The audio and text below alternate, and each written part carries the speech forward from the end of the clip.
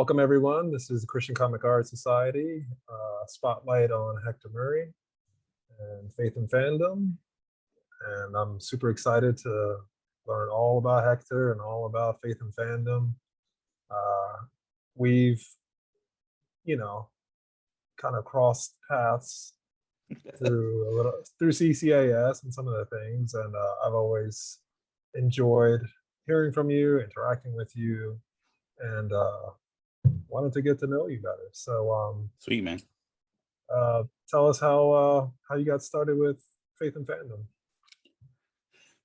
Overall, really got started with it. I started attending cons about 11 years ago, 12 years ago, and in that process, I really loved it. Like, I've always kind of been in the geek world, nerd world of things, but like only so slightly. And I went to my first con and loved it. And so the next year I'm like, okay, I'm going to cosplay. Then I went to and I cosplayed the next year. And then at the con that I was going to, was the biggest con in the Carolinas.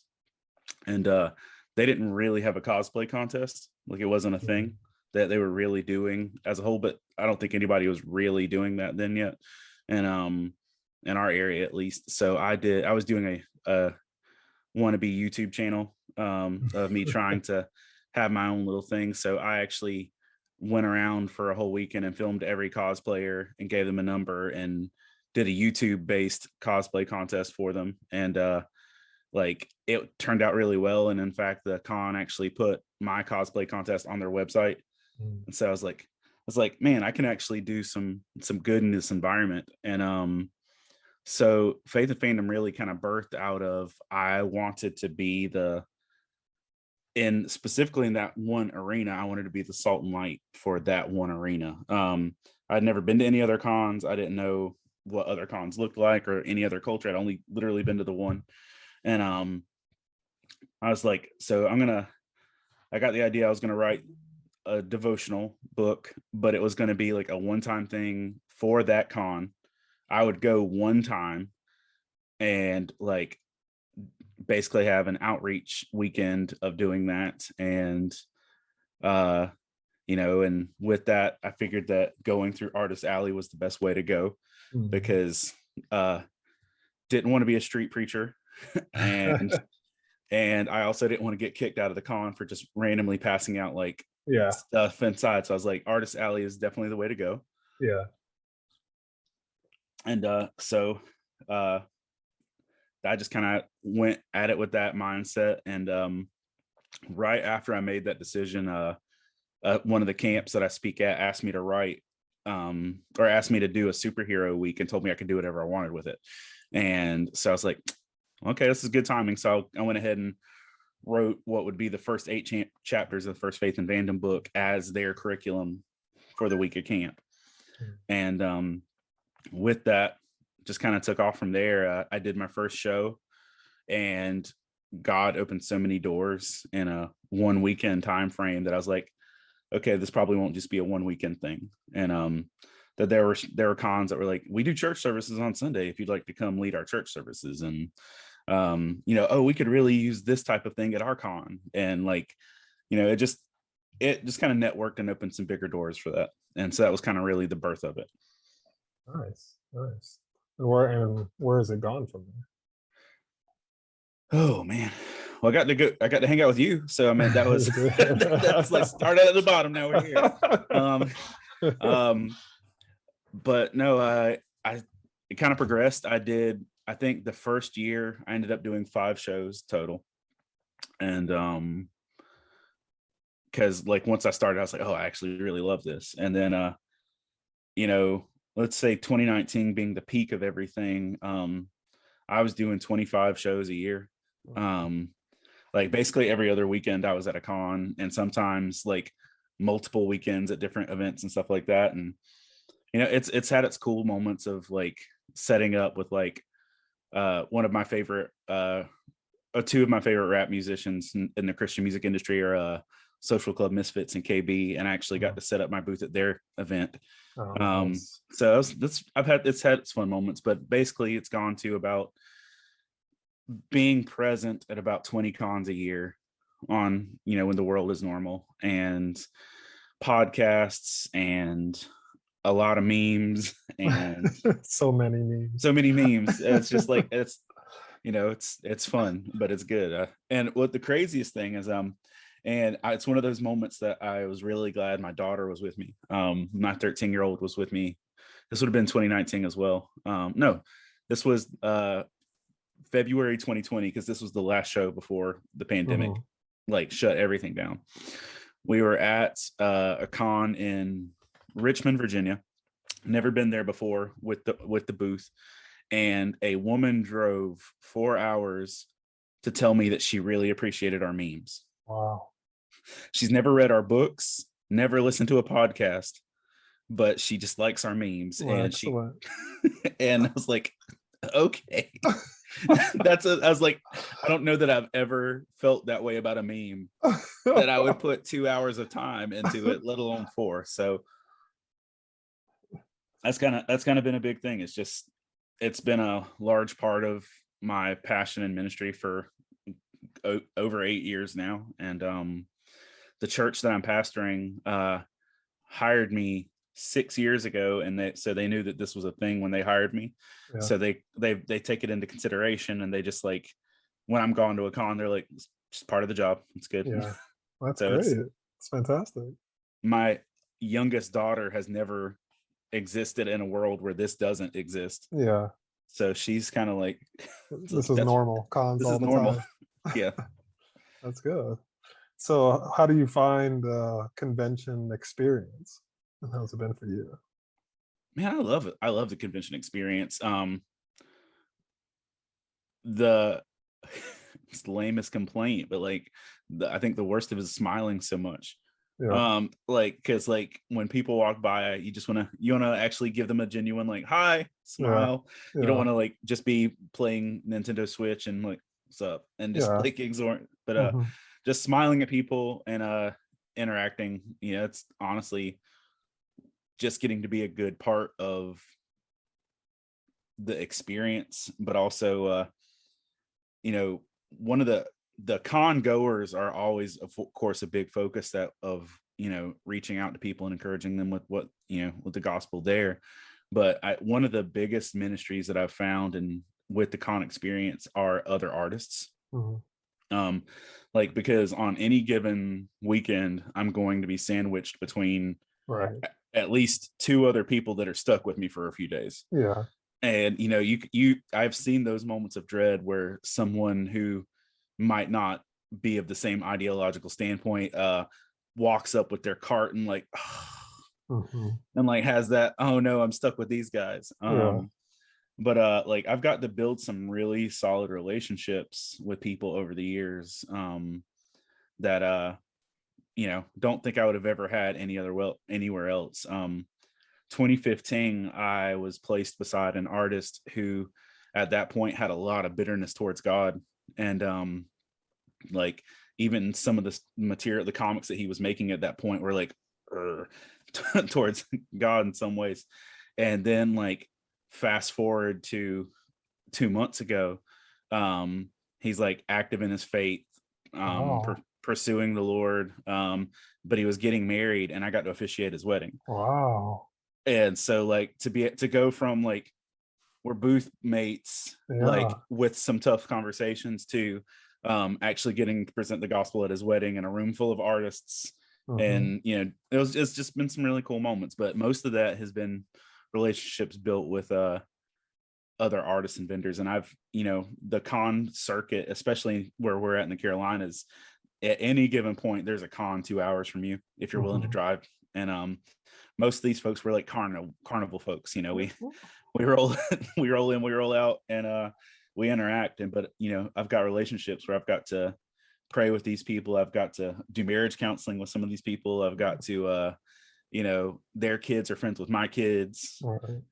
I'll literally have artists call me. He's like, hey, is your daughter coming? Because my daughter wants to come. That's right. She won't come if your daughter's not coming. And so we have those relationships, and it's really good. Or people that will literally make things or hold on to things for 6 months to a year to the next time. That would do that. I've even made good acquaintances with the South Carolina Department of Revenue, like they're on the field person. Like Mhm. we're on a first name basis because in South Carolina you have to file a bunch of taxes for this. Mhm. And so like I'm on a first name basis with the tax people Yeah. from the show. So it's been really cool. Yeah. So But having done it so often, you're becoming a staple at a lot of these shows, right? Like we're here every year or every however often, and you get your Faith and Fandom table. I know when Joe spoke, he was saying that they use your books for geeky guys discussions, which is really cool in that way. So, how many books do you have for Faith and Fandom? for Faith and Fandom, there are 7 books and a kids edition, which the kids edition is just the age identifiable stuff for like the Mhm. first 5 books. I wanted something that like all like as far as content, all the books are obviously clean, but like a kid's not gonna read through like what's Battlestar Galactica or Mhm. stuff like that. So I wanted something that kids could like identify, like I know everything that's in this list. So I Mhm. let my 8-year-old actually pick out what chapters Mhm. went in that at that time. But there's 7 of those so far, and 8 is, let's say, 60% done. Mhm. The pandemic really like jacked our life up and everything Oh yeah. else, and then then with all the medical things we've been dealing with, it's I kind of just like gave myself permission to not be on a schedule this year. Yeah. Because usually my schedule is right from October till March, turn it in March for editing, processing, and everything else, get it out by May and June. Okay. So that's usually like a strict regimen. And I'm like, no, I'm okay. Yeah. so, Yeah. You so give yourself that the space. the 8th one will probably come out sometime this year, but like writing those has been great. And somewhere maybe 2 years ago, I don't remember where it was, but I started doing weekly audio devotionals for Love Thy Nerd. They have uh a radio station now that's a Mm, LTN radio. Before that it was called Back Row Radio. um okay. and they do 3-minute they have me do 3-minute audio devotional, so basically like a really quick Faith and Fandom devotional online. And so like I've done maybe 100 of those is Wow. what it feels like. Yeah. And so it's just like doing a weekly one of those kind of has like taken away of the urge to, okay, I need to write, I need to create, Yeah. because I've got that weekly. And then this 41 weeks ago on my local newspaper was like, hey, will you write a weekly devotional for the newspaper? Wow. So I'm like, okay. So like finding time to write when I'm doing other stuff like that. And plus our church, we write as a team, because we have 3 locations for our church, so we'll write as a team. And then Mm, sometimes it's like you're writing this whole series. mm, So I've just finished that, so or for wow. a series we were on. So I'm always writing.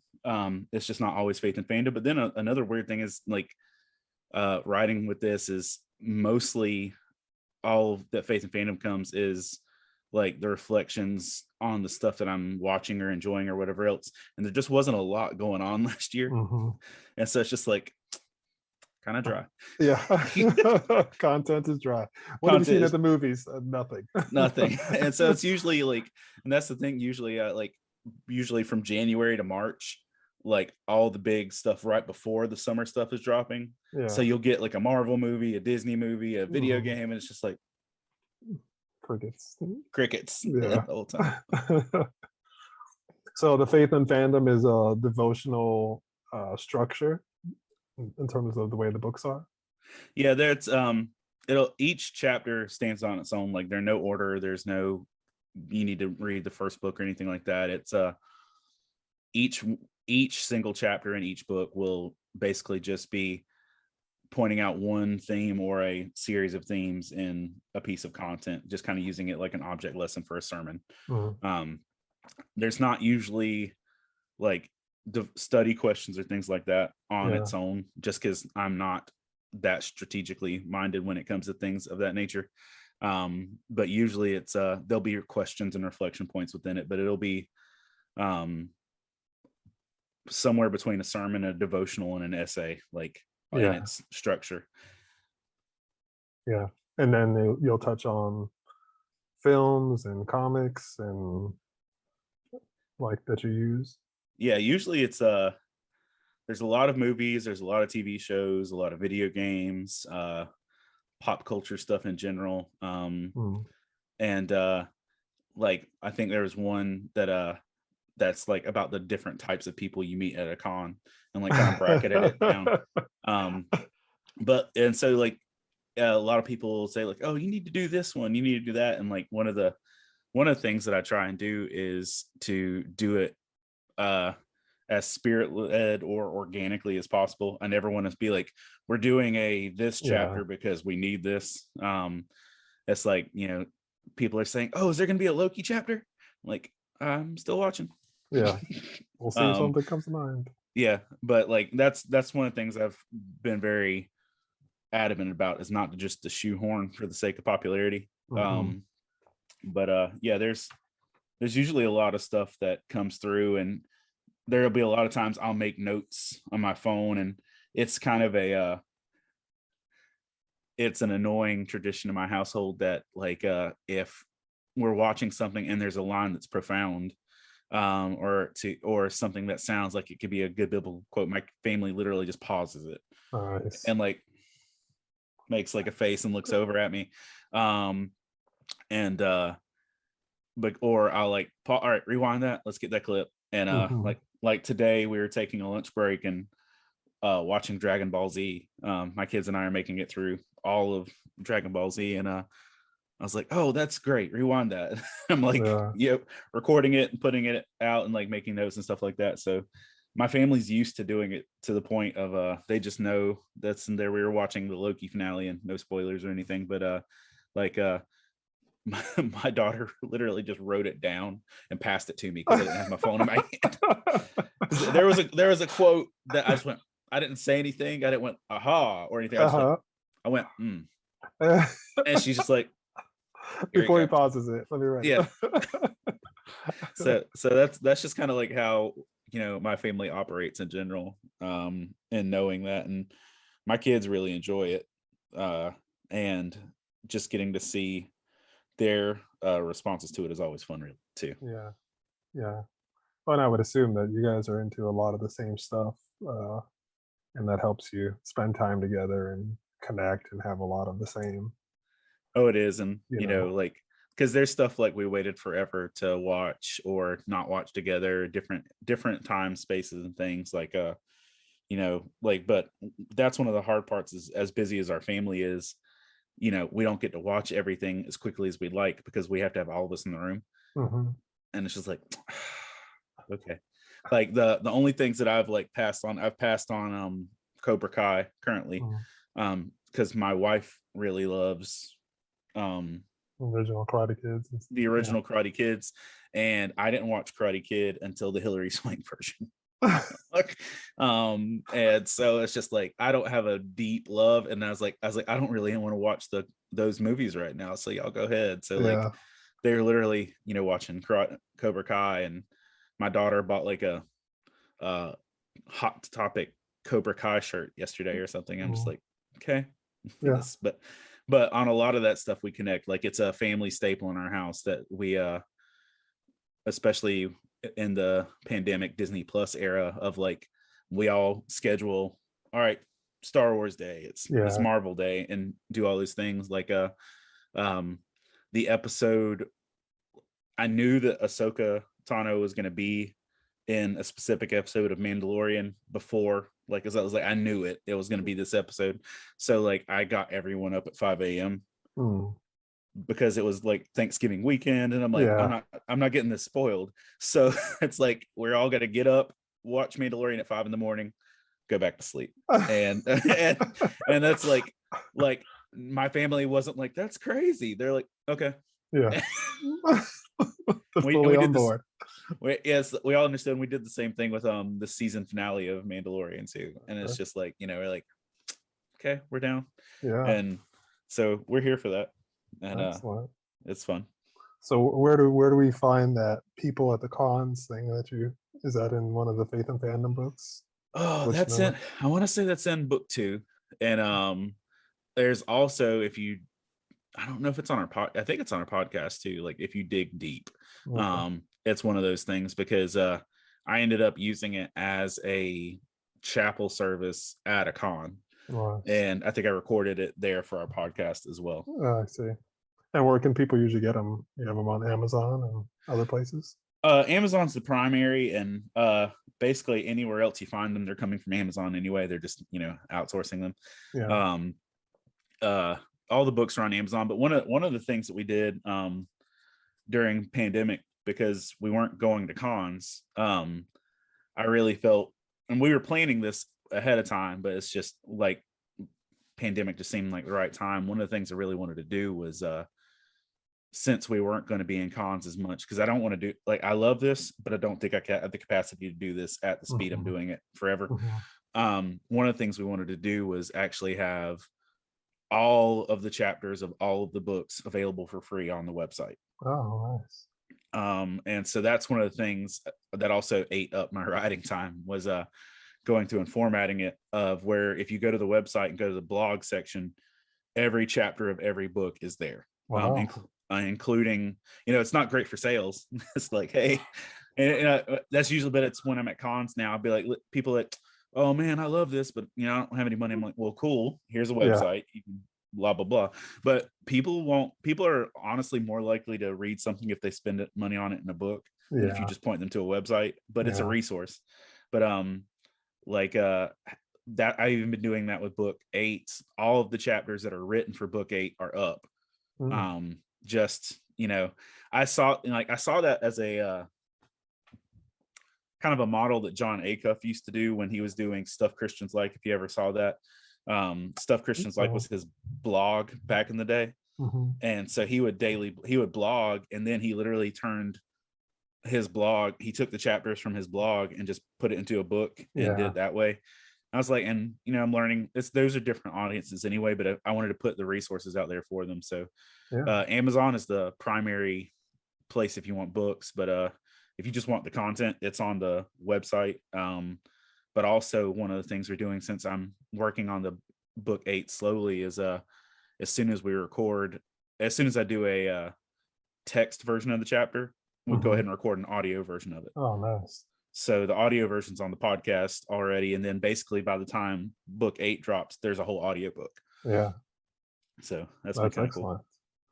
So having been in this sphere, are there any type of titles or shows that you find like seems to consistently, or you're like, there's so much on this that I'm like, we'll do more blog or chapters? Like, I'm gonna say Star Wars just as an example. It doesn't have to be Star Wars, right? But like, oh, this show or this game like just seems to feed me content. A couple Doctor any Who, of those. Doctor Who is a big one. In fact, there was one book that had like 2 chapters on the same episode. But like from different perspectives. But like Doctor Who is one of the biggest ones for me, and I would say that just because like I feel like when it's done really well, it does such a spiritual and character focus in general that it just lends itself to that. Every book almost has Doctor Who, Batman, and there was one other one that made it. Doctor Who and Batman are consistent, and I think the Batman may just be from the sheer content, because I read a lot of Batman comics. Yeah, I do too. And honestly, specifically on that note, Tom King, Batman. Tom King is just thick with that stuff. Dude, he'll throw in scripture. Right. I'm like, I'm reading Psalms right now. What's happening? Well, and that's the thing. Like, there's one in so there. I'm on book 8. There's a Tom King Batman chapter from book 4 on in every book. Okay. And like he just did a story in Batman Black and White #2. Okay. It's the opening story, and it's an amazing story of where the entire thing is, there's an orphanage that's burning, and an elderly pastor had been running in and out of the orphanage rescuing all the children. Mm. Batman shows up, helps, but the pastor goes in one time too many. The church collapses around him, and so Batman's like screaming, "Father, Father," and trying to like get him out. And he knows he's not going to make it. So he literally just pulls his mask off, sitting in the burning rubble, and sits there and cries with the pastor. He's like, "I failed you." Well, and like he's like, talking about, he's like, "You didn't fail, you tried, you did your best," and stuff. And they literally, the pastor says, "Have you read the story of the unjust judge?" And they sit there in the burning rubble of a church and have a whole discussion about prayer. Yeah.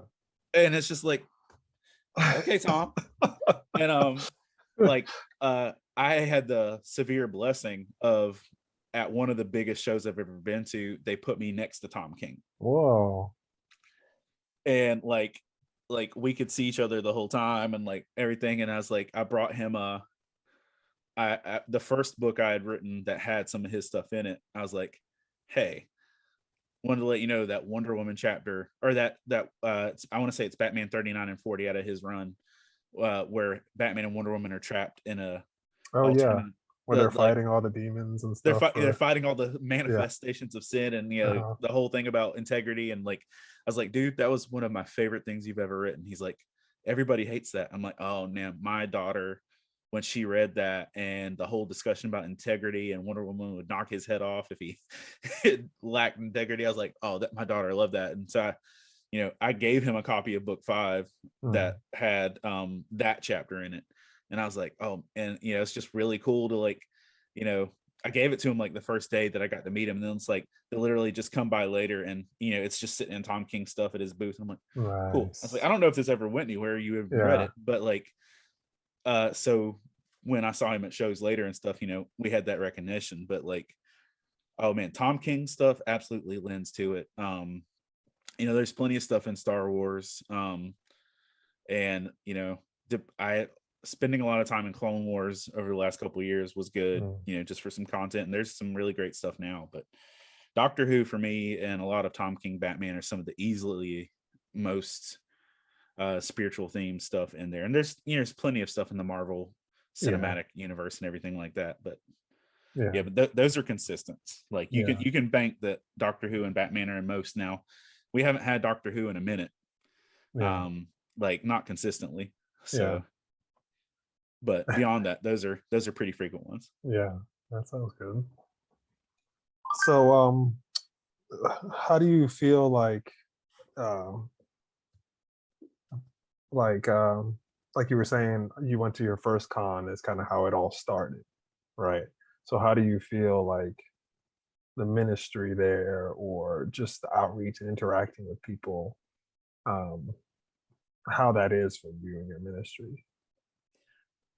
It's gone really well in terms of like, I'm not gonna just yell at somebody when they walk past the booth or anything. But like, the fact that I've been consistent in certain areas has built a safety dynamic with people that were uneasy. I had one person come up to me at a show and said, "I've seen your booth for 6 years and was always scared to come talk to you."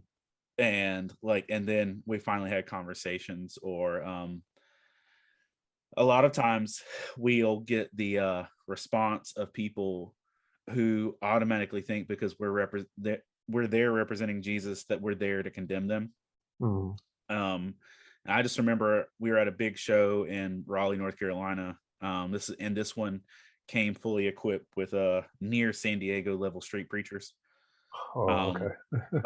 Outside, and this girl made it into our booth in cosplay, tears running down her face, and she's like, "Look, I just need to know, does God actually hate me?"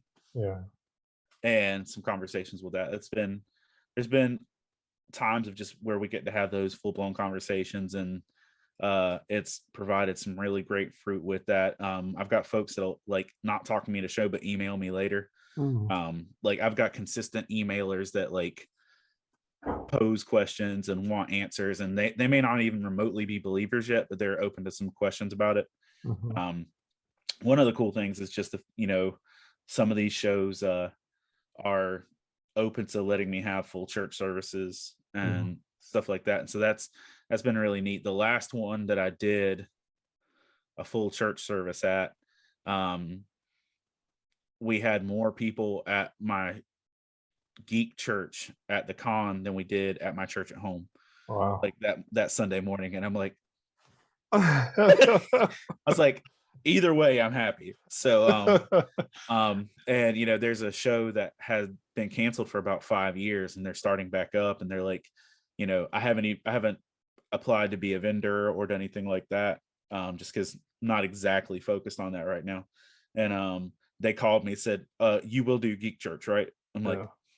sure. Yes, you asked, so I will not say no. Yeah, that's the thing. Like, if there's a way around it, I'm not gonna not say no. So it's been good in those interactions, and that it's provided some good opportunity for doing that. And another cool thing that's worked well is I've got a friend who runs a con event called a Nerd Slam, and where it's basically people competing over their knowledge of pop culture. Mm, So, but because I'm a professional nerd, I'm one of the people that judges them or tries okay. to trip them up. And Okay. so they'll put us on main stages at shows where, like, if they put two people on a stage, like, this person who is claiming Batman knowledge has to have Mhm. more Batman knowledge than this person that has Harry Potter knowledge. And Okay. I'm supposed to ask them both questions that'll trip them up. And Yeah. like, just doing that, like, it puts a foot in the door for to be able to have more panels and Yeah. easier discussions and stuff like that, because we'll have people come talk about that Yeah. and be able to do more, and shows that'll invite him as a guest to make that happen. Yeah. And that means, well, if you're inviting him, you have to bring Faith and Fandom in. So she's Yeah. like, great. That's a great idea. I like that. I like that. We have a blast with it, and it turns out a pretty big crowd. Yeah. I should try to do that. CCAS. Some of the stuff we do. Yeah, and I like what you said, of just being the consistent light there, right? Like you mentioned the person after 6 years, like watching you for 6 years, right? Seeing the Yeah. interaction of people coming by, like kind of warming up. Okay, it took me 6 years, but I And see that people aren't scared and people recognize you, and now I can come over. the majority of the responses are normally good. I mean, you're in this world enough to know that, like, everybody's not going to be really happy about a Christian presence, but they're Hmm. usually not animosity towards it. Hmm. But it's the majority of the response has been overwhelming, and the times that there's been like really solid fruit has been really good. We were at a show, I don't even remember where it was, but it's been a few years. There was a lady that was just standing back looking at our booth for like almost an hour, just arms crossed across the, like, and she's like, what is this? And we finally talked to her. She's like, this is what I've been waiting on. I've been telling myself that I could do manga focused on the gospel for years, but I've been too scared to do it. This tells me I can do it. Yeah. And so it's been some, good, but I honestly think, like, in terms of outreach and missions and things like that, a lot of times people want the big, oh, we had this many salvations and Oh, converts. yeah. It's like, dude, if I can be salt and light and plant some seeds, Hmm. that's what I'm here for. Yeah. Like, Yeah. like, because hopefully what they'll get from an interaction with us at the table or reading a book later, something is going to be some seed that plants Yeah. or at least waters what's there. Yeah. Because being the one to harvest is overrated. Like, because it's the same gospel whether you do one or the other. Yeah. And I'm perfectly fine, like, planting some seeds and peace out. That's Yeah, what the I like church is that. for. That's Like, right. that's, yes, like, I'm not going to have a full discipleship relationship Yeah. on, like, while you're wearing your con badge. It's probably Yeah. not going to happen. Yeah.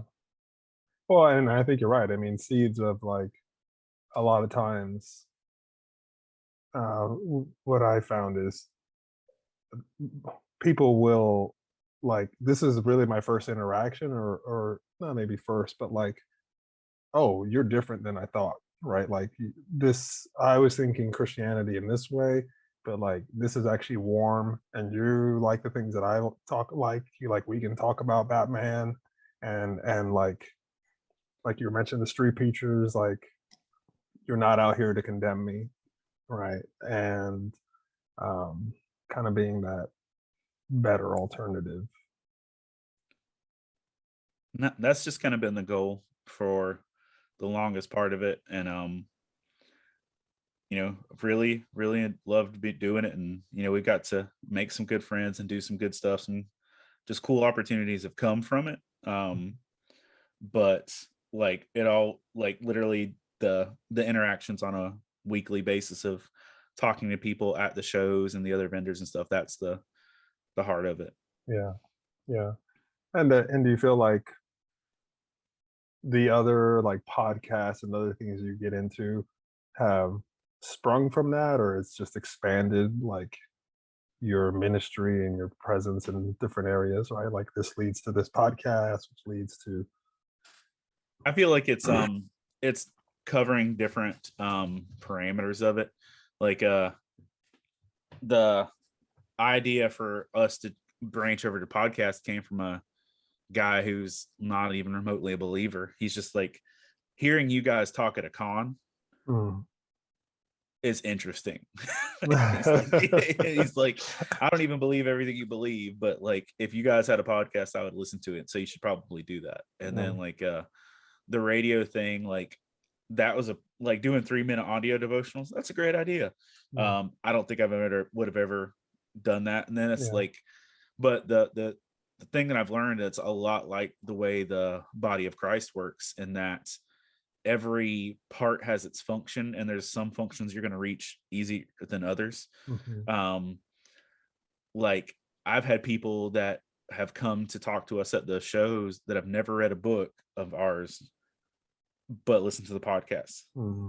And like that one lady that literally just came for memes. It's just like people have the things that they're going to connect with. And if I can have we call them like landing or on ramps or landing sites or whatever, people that can make contact with. If we have something that can make contact with people to kind of get them into the conversation, I'm open to doing as much. I don't want to run a YouTube channel. Been there, done that, got the t-shirt, I'm over it. I worked screenwriting for Clever Movies Screen Junkies for 3 years.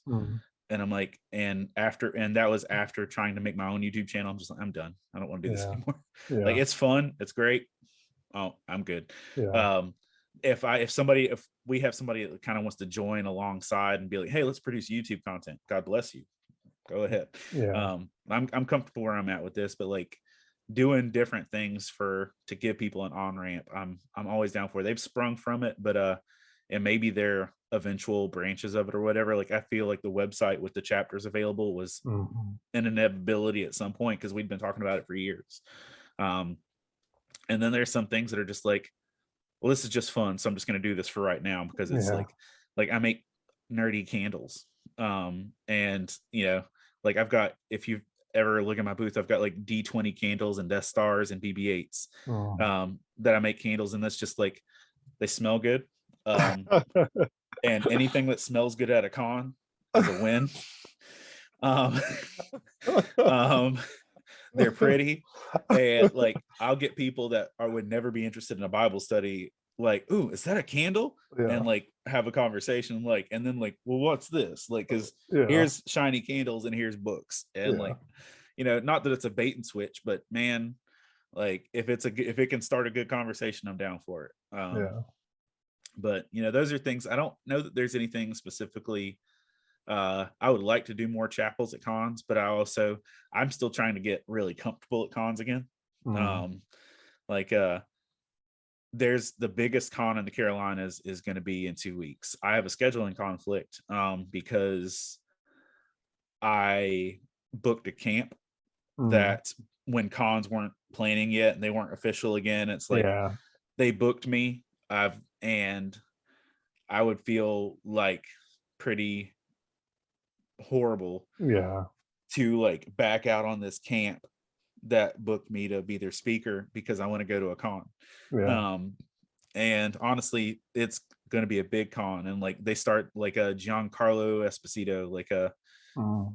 is going to be there. I'm like, I want to go. And like, and then like the voice actor for Ahsoka Tano is going to be there, and my daughter's like, Why are are we we not going? going? I was like, because girl, it's a lot easier for us to get in there and get autographs and stuff when we have a table. Yeah. So I'm like, I don't know about all this. Yeah. That's just like one of those things. Like I have one of my friends told me that sometimes I have the FOMO thing, fear of missing out. Yeah. And like looking at this, I'm like, there's going to be a big con happening, and I'm not going to be there.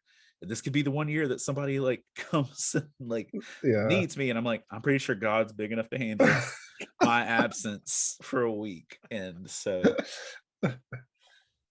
Yeah, I made the mistake one year with CCAS that I booked my trip back east to visit family the same week of Comic Con, and I was just like, bought the tickets and everything. I was like, oh, never again will I make this mistake. Like, we cannot.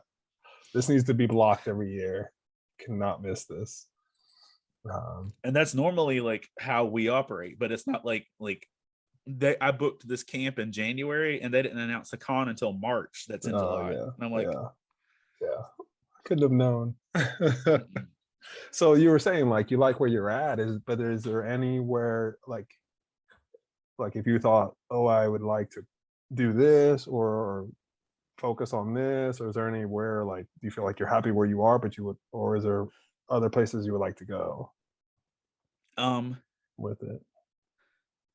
there's been like you mentioned with Joe, there's some groups that are doing some really good things with using the books as like their Mm-hmm. materials. I've got some friends that are doing that. I'd like to maybe help more with that stuff because there was one church in Raleigh, North Carolina that put more effort into their study of my books than I put into writing my books. And I was Mm-hmm. like for like they went so far as to like for every clip and scene that I mentioned, they had it queued up in a All file right. Yeah. and like was study. I was like, oh man, y'all killed this. Yeah. Wow. Um, and I think some stuff on that level would be good. I would like to branch out more in terms of like doing more chapels and church services at cons, but like that's the thing. Like I don't think that I have a specific burden other to do more right now other than Mm-hmm. just being faithful where I'm at. Yeah. Because like that's one of the things I think that 2020 really gave me perspective on is like more isn't always better. Yeah. And looking at, all right, let's just do really well at what we're doing. Yeah. Because when everything's shut down and you have to honestly take an honest look at all the things that you're doing, because I realized I was kind of killing myself with how hard I was running and having to be everywhere and having to do everything. Mm-hmm. It was one, I was doing too much. And I think there was somewhere in the lines of like, am I doing so much to hide from the stuff that I actually need to deal with in my own life? Mm. And like, I was like, I know I'm doing good stuff, but am I doing good stuff for the wrong reasons? And so like at this point, I'm just kind of trying to make sure I'm in a healthy place to Mm. keep going. Cause like before the pandemic, I was ready to quit in 2020. Mm. Like the intro to book 7 was like, I quit, I'm out. Yeah. Like it was Yeah. like I burned the candle too hard. I need to stop. I'm gonna finish. I'm just like it. Literally, the original intro to the book said, "I'm gonna do every show in 2020, and then I'm out forever. Peace." And then like, because I wrote that in like November of 2019, and then like come March, I'm like, okay. It's like, well, here's all that rest I needed. So like book 7 has like I literally was sending it in to be published, and I'm like, oh, did I ever change that intro? And then I'm like, I went back and changed it, and I'm like, so the intro to book 7 has like no effort because like I didn't even realize until the day I was mailing it. I was like, oh, I should probably change this. But I don't know other than just be faithful in it, because I want to be able to keep being that presence. But also one of the things that I'm encouraged by is that there are so many other people doing this kind of stuff. And I knew that other people were doing it, but there weren't people in my region doing it. Mm-hmm. And now that there are more people in my region doing stuff like that on a basis that's like, you know, God doesn't need me to do this, but if he's going to use somebody, I'm glad to be that person. But at the same time, I'm learning that if I'm not here, he'll supply somebody else. Yeah. Mhm. And one of the things I saw this because like I had friends in Tennessee, you know, because that's about 6 hours from me. And I would book shows to do in Tennessee. And like I got there and there's another ministry like that has long laid down their establishment of like, we got this. And so it's just like, you know, I'd go there like, you know, thinking, okay, maybe they're not here this year.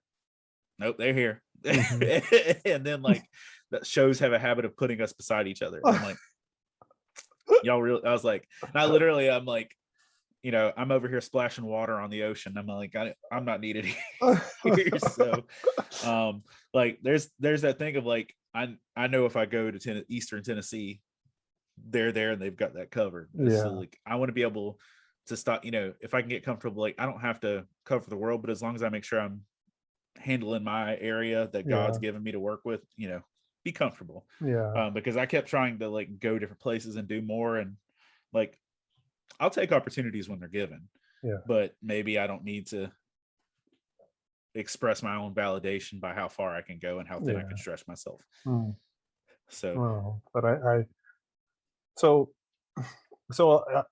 a lot of what the books sound like and like I'm really into is like enjoying stories, entertainment, but also the practice of like pulling or looking for things that like you were mentioning, like, oh, they said this line and I'm gonna pause this because like that's like almost like God speaking or that's truth coming to me. Yeah. Right. yeah, And you were saying like my kids now, they've been trained to say like, oh, you know, because I do feel like, right, like God uses media, right, like can speak to us and reveal uh truths, but also speak to us directly about something that's going on through something that's said or we read. Um, and so just kind of wanted to get your thoughts on like that whole because like one thing like the church that I attend for a few years, they've been doing like the God at the movies, right? yeah, And it's the yeah. same principle, right? Like here's a That's clip, that's it's a everybody's visualization. comfortable toe in the water on That's that. right. That's They're right. like, as long as we know it's just a summer thing, we're just gonna like, oh, we're gonna do this, and then like we're backing off, then we're going back to normal. But yeah. So just you know, again, you play in that space. Any thoughts on it? Any thoughts on like So uh mhm, my big thing on that is that I really do feel like it boils down to the if you seek you will find type mhm, situation, is that most people aren't looking for the meat behind their content. Um one of the things that I did, and like, so when I'm doing panels and chapel service, not every show will let me have a church service, but they'll let me have a panel, yeah. and there will be specific guidelines between the difference of the two. Mhm, So if I do a faith and fandom panel, especially at a bigger show, it's not me preaching, or, you know, I'll say I'm a Christian pastor, I'm presenting this from my biblical perspective, your perspectives are welcome, and like make sure all my boxes are checked. yeah. um but I was like, you know, just to point out, I was like, the idea of sacrificial love and of our hearts being burdened and broken and needing redemption, I was like, you know, that's stuff that's in every form of media. And I was like, if we're looking for it, um we'll see it. And like, Mhm, so like yeah, I played the clip of Groot forming the little yeah. bubble around everybody, and like I was like, uh if you're honest, how many of you have watched Guardians of the Galaxy? How many of you honestly put the thought into of the sacrificial love that's in that one scene? Mhm, And like, you know, and I, you know, I was like, you know, comparing this to like what sacrificial love looks like in the Bible, and like just doing that, like I had one man like crying, he's like, I've never thought of that. And I was yeah. like, okay, well there's that. Or the two, like I have like a handful of clips that I would show of like Moana, like the thing about our hearts being corrupt, and Mhm, you know that they need to be redeemed, like the stony heart, the fleshy heart, and like mhm, the whole thing with Tafiti. And like people like when you pointed out to look for it, you never stop seeing it. It's like the Yeah. thing with the FedEx logo, like Right. the arrow Right. that's in the See the FedEx logo. arrow. It's like once you point it out, Right. people see it. And for me, I think that stuff is always there. It's just that people don't know to look for it. And for me, I really think it boils down to, and the two things that I always go back to, or three things biblically I always go back to when I'm trying to not justify what I do, because it's not always under attack, but some people don't always understand it, is I'll go back to the fact that Jesus used parables for a big portion of his teaching. Yeah. And the stuff that we're delving into are just parallels that people see more often, Right. or that parables that people see more often. But also that, and when people say, well, you can't use that, that's not holy. I'm like, listen, nothing outside of the Bible is going to be holy in our pop culture world. Yeah. And if you hold the Bible to our self-righteous standards of holiness, the Bible doesn't measure up either. That's right. Um, What they talk about in there? it's like there's some sketch in there. Like I have a friend that actually wrote a book called The Bible versus Game of Thrones. Okay. And it compares like murders, incests, rapes, different things, of like going through all the adult content Yeah. and like comparing them side by side. Wow. But the idea that when Paul is talking, when he used the unknown God to present the gospel of Jesus, he's like, look, here's something that is not holy that all of you are familiar with. Yeah. Let me use this to point you to the God that I know. Yeah. And I treat pop culture like the unknown God of this is something you all are familiar with. Yeah. You all give your time and attention to it. I'm gonna use it to point it back to Jesus. Yeah. But beyond that, the other one is just the 1 Corinthians 9:22 about I become all things to all people. All means I might win some, just of like there's a whole sea of people out there who may never hear scripture, but they're passionate about this stuff that they love. And if I can speak to them on a language and point them back to God because of doing that, then I'm going to do it. I'm going to look for it and do it, as but I also hold that in the context, in the light of Romans 14 of and Romans 14 to me is the best chapter in scripture, on it standing on its own two legs, of what's appropriate and inappropriate for you to take in, read, use, stuff like that, and like how it affects you and your conviction level. Because people say, how can you have that or talk about that? That's not holy. I'm like, if it makes you stumble, you don't need to do it. You need to know where your conviction level lies, and you need to examine your heart to make sure your conviction level's in the right place. And those of like Jesus teaching parables, Paul and the unknown God, becoming all things to all people, and Romans 14 are usually like the things that I kind of share with others as far as the vision of doing this and why I feel it's not only appropriate, but I think it's needed. Because and I've told the story like before, but not to you, I don't think, but I was at a Christian event, and I don't do Christian events very often because it's like splashing water on the ocean. It's they've got it. But I was at a Christian event, and I have a list of all the content that's in each book individually. So you can just go down book 1 and 2, 3 and read through. And the first book came out right when Grand Theft Auto 5 originally dropped. And my college students, because I was a college pastor at that point, my college students, that's all they played. It was their favorite thing. And so like I wrote a devotional on Grand Theft Auto 5, mainly for them. It was like I preached it as a sermon at our college ministry, and like I like this. And so we were at like a I think I was set up at like a Building 429 concert or something. And it was somebody on those levels. Like New Song was there at Building 429 and somebody else. And this mom was there with her 14-year-old son, looking through the list of stuff at my table. And she's like, Grand Theft Auto, that's sinful. How could you do a Bible study on that? And like, and so I, we're in a church environment. So I'm like, I'm gonna be real with you. I was like, ma'am, that's a game that I doubt you play. So your son probably plays it, right? She's like, yeah. And I'm like, that's a R-rated game that an adult has to buy. I said, did you buy it for him? She's like, yeah. Are you? I was like, so are you happy with the content of that game?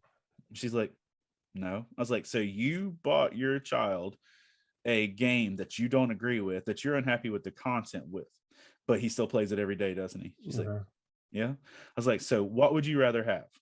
You to be mad that I wrote a Bible study about it, or B, you give him a Bible study that might actually take his focus from where he's currently at and point him back to God. Yeah. She's like, I'll take one of everything. And that's the thing, like a lot of the times when people have problems with any type of ministry on this level, it's usually because something in their own self-righteousness kicks back at it. Like, this doesn't fit with the rules that I put on myself. And it's rarely that not that I can speak of the spirit. I think it's rarely as spirit led as they think, and more of their own religious standards that they placed on it. And now there might be some people that they, say, I can't be involved in that. And that's good. If that's the spirit, follow that. But if it's not, you might should check yourself. But it's up to, you literally do have to check yourself, because sometimes that, I'm sure there are lines for certain people, and you've got to be sensitive to that. Well, that's good. I mean, I feel like you probably don't run into that a ton. Some, obviously, like with CCAS, Christian Comic Art Society, like us having Christian right in the name, right? Like, it's going to automatically, have people thinking whatever they're thinking, either pros, cons, neutral, or whatever, right? Like Faith and Fandom, I feel like that's a great name, right? Like, that can go wherever. So, but that is a good point, because you just have various people, how they interact with what you're doing. And I'll say 90% of the people who have been mostly offended have been Christians. And then there's been, people of different lifestyles or opinions or focuses that are offended were even in the room, but not because they've actually had a conversation with us. And then usually after they've had a conversation with us, they're like, okay, never mind. That's all right. That's good. Well, thank you, brother. Thank you for taking this time. I thoroughly enjoyed getting to know you, getting to know what you do, and I really hope that our paths cross more and more often.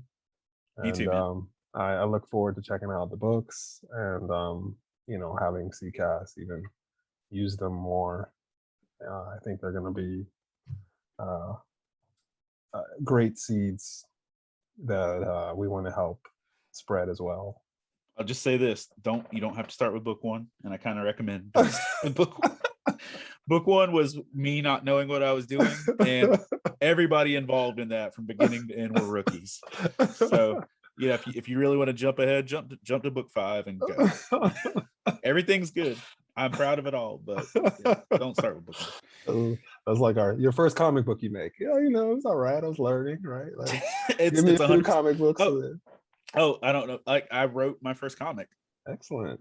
For there's a friend of mine that I met doing cons, on our booths were next to each other. He's putting out, he has a superhero called Ace Blade, and I wrote a story for his new comic. Excellent. So it's being written right now. Or no, it's written, it's being illustrated. So I'm getting like daily updates from the artist of How'd you like the process of writing it? It's fun. Like I like print media of like, I write this and it's done. Writing this and then it like going into somebody else's hands forever. Like, because I had that experience a year and a half ago. I wrote an entire comic book for a guy who owned a property. Okay. And he said, I want to make this into a comic. Write me a whole issue. Okay. So I wrote and storyboarded an entire issue of a comic, and nothing ever came from it. Like, he didn't move forward with it, and that's just the way the speed he moves. But like, you know, I think depending on other people and all the other Yeah. aspects, it's just like, Yeah. It was I'm not very patient. collaborative. Yeah. It is very collaborative, and I'm not. Yeah. I was like, oh, I'm not ready for this level of patience. Yeah. Are you getting pages turning in where you can see the art Yes, on what on you've this one written? I am. He's sending it like because this was a really quick thing of like they hit me with it Friday. I was still at that camp in Alabama, and he's like, "Hey, do you want this?" And I'm like, "Yes." Like, we'll turn this in, and I did, and they're like, "All right, we've got 20 days to get it into the book." I'm like, Wow. "Okay." So So how have you like seen the pages of what you've written? it's really nice because comparing my storyboards to the what actually, I was like, "Oh man, this is so much better." As I was like, Great "Oh, job, I'm guys. like glad I'm a writer because this is my junk looks horrible compared to it, but they're killing it." Oh, that's great. All right, brother. Well, tell me the website so people know where to find you, where All right. else to find you, and all things. You can trace most everything to faithandfandom.org. Okay.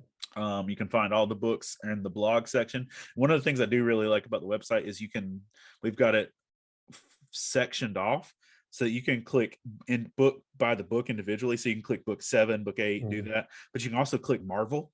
Whoosh, all the Oh, Marvel all chapters, right. all the DC chapters. So that's a great website feature. So faithandfandom.org. Our most interaction is on our website, our Facebook page, which is facebook.com/faithandfandom, all spelled out. Our Where the memes podcast is happen. huh That's where the yeah, memes happen. the memes happen. The memes also happen on our Instagram, which is Faith and Fandom. But you're gonna catch my random family stuff in there too, so you can, Yeah. either way. Because I realized I don't care enough about either of these to run 2 Instagram accounts. Yeah. I was like, that's just too much. I was like, I already run our church's Instagram account. I'm not doing another one. Yeah. But and then our podcast you can get through the website, but like the actual website for it is faithandfandom.podbean.com, and you can check out a lot of stuff there. I think we're we're about 250 episodes there. Wow. And then on the website, when you add all of our chapters together, I think we're over 160 All devotionals. right. So there's a All right. bunch of content. Yeah.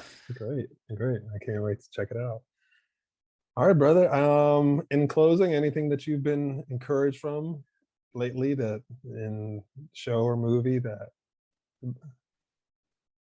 stuck out or just um comes to mind? That you've been doing Dragon Ball Z, but I don't know if that had something recent. yeah, that's recent stuff, but like I think I don't want to do anything low key because I know it's still spoiler sensitive. But one of the things that we've really been